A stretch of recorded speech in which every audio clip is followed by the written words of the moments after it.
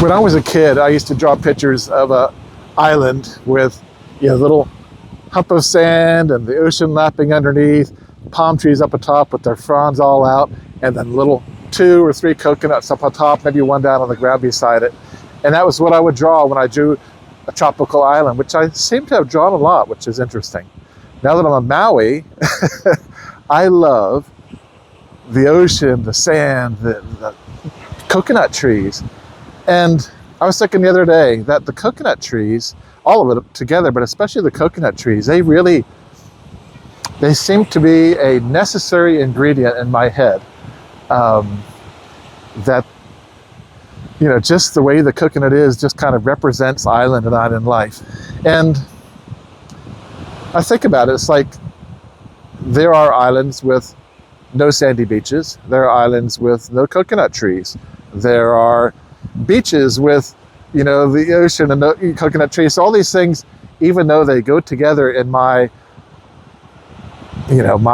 scenario that I think is correct, where the universe is in order, and if it's not, because if there's a picture, or I'm trying to take a picture, and there's the ocean and there's the beach, I'm wanting there to also be a palm tree in there, and preferably like a coconut palm tree because of the way it's shaped, and if there's coconuts in it, that's an added bonus. But whatever it is, these ingredients to me just feel right. And I think back to that because that goes back to early childhood where I would draw these pictures. And I want to say I was probably 4, 5, 6 years old in that. And I think back, what led to that being the iconic tropical island, or just the island that appeals to me? Is it something that I organically put all these together as by, TV shows I've seen, or pictures, National Geographic, or just whatever? Or is it a result of marketing and advertising where, all the postcards have this idyllic thing? Is it where, all the ads, go to the tropical islands, have this thing, or the movies had this thing, or whatever? I don't know. Where did it come from? And even with that, I think I used to draw this picture, which is kind of the the de facto scene of comics, where they have a desert island where somebody's stranded on an island. It's that same thing, the little dome of sand, the water lapping out of the palm tree. And I think that's probably where I got it all from. I may have added to it. It might have reinforced the fact that this is the way it's supposed to be, or this is how it's embodied. I don't know. I was talking to some friends of mine just recently, and I brought this up to them, and one guy is like, Gilligan's Island, dude. It's from Gilligan's Island. This TV show we used to watch growing up, and it was, they were marooned on this desert island, and there were the palm trees, and there was the sand and all that stuff. So, I don't know. But to me, it's like, if there's not, this golden sugar or even white sand, if there's not ocean that's at least got some blue in it, if there aren't palm trees, then it's lacking something to me. So I want it to be this certain sort of way. And of course, if the ocean is like crazy blue, that's a big plus. If there's lots of palm trees and they're really full, big plus. If the sand is, just right, then that's a big plus. And it's a funny thing because, I tend to be a little bit of a perfectionist. That's probably an understatement sometimes, but I feel like I'm balancing out better in life as I get older. But I do have this sense of the way things should be, this order of the universe, and if something's out of place, then I have to identify it, and then I can let it go. Otherwise it just kind of grates on me, and like sanding your flip-flops or something. But it's just, it's just that thing. And how often do we have that sort of thing where, to kind of extend that further on, there are so many things that we grow up with that a lot of times are kind of stamped into us, or we put together the clues as best we can figure out with our little kids' minds. But of what we figure, our mission in life is, what we figure success equals, what we figure safety equals, what we figure is being a responsible adult, or having made it, or, what retirement equals, or what being wealthy equals, or what being poor equals, or just all these really concept type of things. We often have a picture in our head, and often I think it's very much a picture of what that means. Is poor equal a beater car, and just tore up seats, and and living in a shack with no furnishings, and a lampshade that's crooked, or just whatever. And you think about each one of these things. If you were to put together, how would you describe that sort of scene? And how often does that come from? TV shows you might have watched when we were growing up, or advertisements, or who knows how these are formulated, but they are a big part, more than we realize, of how we put together life in our head and what it's supposed to be like. And sometimes we will struggle and drive ourselves and others absolutely crazy on what we think this idea equals to attain this spot in life, or this spot we want to avoid in life because it's, the thing we just don't want, or just whatever it is. There are these kind of snapshots, and if something is not in place, it grates on us like, well, it's not a mansion on the hill with the view of the ocean and the plane and the 5 cars and all this stuff, so therefore it's not really complete yet, or just whatever. That's tiny example, but it's just, if we were to go through and think about, make a list of all these things, of the facets of life that we either want to stay away from, or we want to achieve, or we want in our life, or the things that are important to us or whatever, we try to put a label on them. And then we take that and go a little further out and say, you can draw it out, you can find a picture to support your thing if you want to, whatever, just a word picture, just write it out.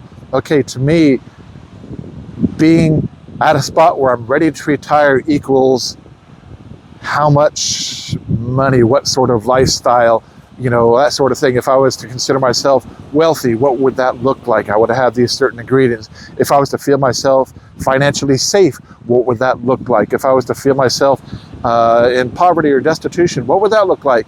And just write these things down, and just all the ingredients that come to mind. And I think sometimes if we were to do that, it would probably be very startling if we were to really look at it with open eyes to see, is that really what it is? Is it not? I was looking at a thing the other day, and they were talking about, do you need 500,000, or do you need $1 million, or do you need $1.5 million, or $2 million to be able to retire safely and not have to worry about money?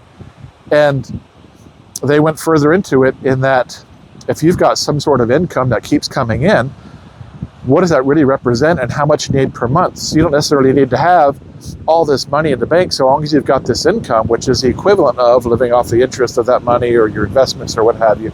So that's a whole different story. So you may not have tons of money in the bank, but you've got this money coming in regularly that lets you have that same equivalent, what you think or what your math equals to be the right retirement amount, or the right amount to not have to worry about things. And it's a very interesting thing, because there's so many ways to look at so many things in life.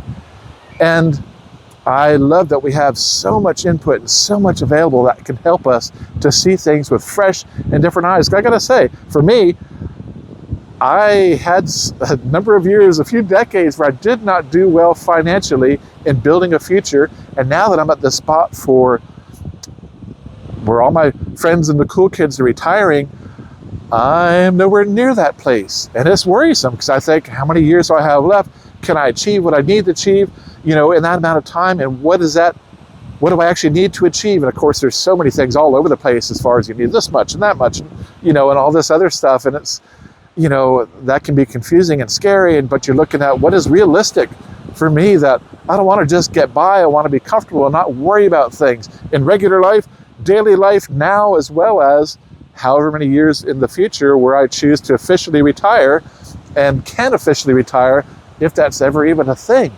And so to do that, and to get some fresh, different perspectives on that, because it's kind of always in my head that, if you were to retire where you've got a retirement or a pension, or you've got an investment fund or whatever, then that equals, this is what you're going to retire with. Or, and I don't think anybody really banks on Social Security being an adequate retirement thing anymore, if it even still be around. But these different things that we kind of go through the lineup of what these things are, what these ingredients are, what is necessary. And then, okay, I know everybody doesn't have $500,000 or $1 million or $1.5 million or $2 million or more in the bank. So what do those people, what do the real people do, and what do the real people have? Because everybody doesn't have that. And I know there are plenty of folks that are working at Walmart or other stores as a greeter, or checking people in, and this is what they're doing. And here on Maui, it can be fairly expensive, depending on how you get in the rhythm of things and what you have available to you and how life just works out. But a lot of people are working 2 and 3 jobs here to make ends meet. And there are plenty of folks who have got plenty where they've got 2 or 3 homes and they're back and forth and they're a whole different plane of existence. And all those are okay and all of those are valid, but you know, it's all kind of academic until you start getting to the point where it's like, oh, this is right around the corner for me.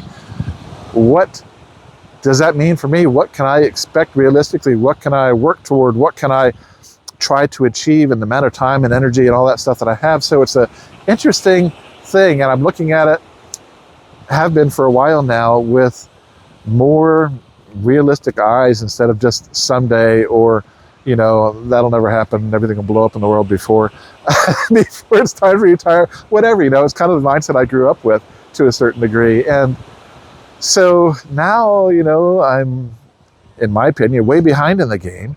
And so what do I do for catching up, and what does that actually mean? So it's very refreshing when I come across things like that the other day, where it's like, you don't necessarily have to have this huge lump sum in the bank, this, you know, $2-3 million of wealth in all your assets, blah, blah, blah. What does that mean? You know, having that wealth equals how much in a monthly income, and what do you actually need in a monthly income and potentially need, you know, and then how can you do something that brings in that money on a regular basis? So there's a lot of ways to go about it. I don't have all the answers yet. I've got a whole lot more questions than answers, and I am digging in deep and trying to take a look at different things and all that kind of stuff. And it's definitely worrisome sometimes, and I have to sometimes hold myself in check. It's like, don't freak out, just take it a step at a time, a day at a time. Keep on breathing, you know, and these are important things to kind of keep ourselves regulated so that we don't go into panic or go into survival mode, or, you know, whatever it is that can get in our way of looking at stuff clearly and looking at things with fresh eyes that don't say it can only be this way or else it's nothing. You know, it can only be if you've got, you know, all these assets and all these dollars and all this stuff. Because if that's the only thing, then I don't know that I can achieve that. I'm hoping, you know, I'll be able to, but realistically, you know, ending up with $2 or $3 million in the bank or in assets doesn't seem like it'd be something I can do. But also, I don't know, you know, maybe 10, 15, 20 years from now, that's a lot of time too. And I don't know. And it's a funny thing, but if I get myself stuck in a, you know, this rail mindset where I've got my blinders on, it can only be this thing. It has to have these ingredients, just like an island scene has to have the sand and the coconut palms and the blue water. You know, if I get stuck in this one particular thing and nothing else counts, it's not real, that doesn't qualify or whatever, then I can really give myself a lot of extra frustration, a lot of extra anxiety, potentially heart attacks and strokes, bad health. If I get myself really wound up in that sort of thing and beat myself up for whatever, you know, it can be a whole torturous route, or it can open my mind to possibilities and what other things there could be, so I can employ resourcefulness and wonder and curiosity and an open mind about what are the other ways that it can work and still have the same kind of net results, which is what it boils down to. It's not the gross, it's the net. It's the cash flow, it's the systems, it's the day by day, the minute by minute, not the whole lump sum of the rest of my life all at once. And so all that stuff kind of helps. And sometimes those things I come across can be really encouraging. And I used to joke, I still do, and it's so lame, but I used to joke that I'm looking for a job as a millionaire. Now I've upgraded to billionaire. I'm looking for a job as a billionaire. I'm just not finding any openings. And so anyway, if you know of a job as a millionaire or billionaire, I'd be interested to hear about it. And if you can give me that lead and the contact and all that stuff, that'd be awesome. But in the meantime, I am finding my way through all this stuff.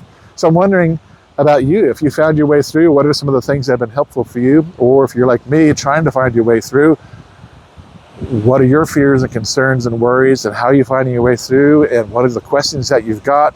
All of that kind of stuff. We can help each other, and I'd appreciate any kind of help. And so don't spam me with all kinds of nonsense, but yeah, I would appreciate help. I'm not too stuck in my notions. I like to think that I'm not open to possibility, especially more so now than ever. So anyway, there's some food for thought for you. Hope you have a great day. Aloha.